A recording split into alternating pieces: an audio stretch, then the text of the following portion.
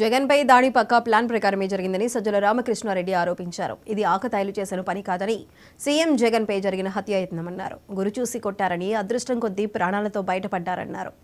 ఎవరో రెచ్చగొట్టి కావాలని ఈ పని చేయించారని, ఎవరినో ఇరికించాలని ఉద్దేశం తమకు లేదన్నారు సజ్జల.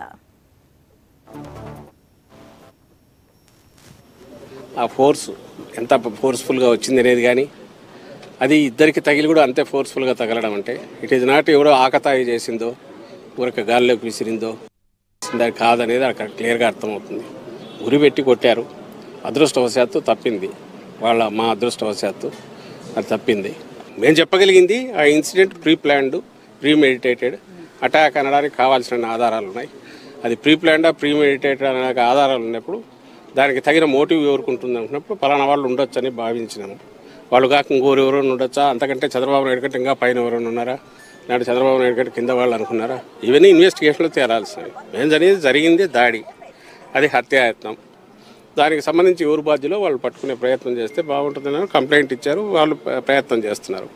ఇప్పుడు అక్కడ ఎవడో బయటకు వచ్చి ప్రతి ఒక్కరిని మీరు ఇరికించాలని చూస్తున్నారంటే అది సాధ్యమైంది. ఎవడైనా తప్పు చేసినోడు నన్ను ఇరికించాలని చూస్తున్నారంటే ఎంత దాంట్లో రేషనల్ ఉంటుందో, హేతుబద్ధత ఉంటుందో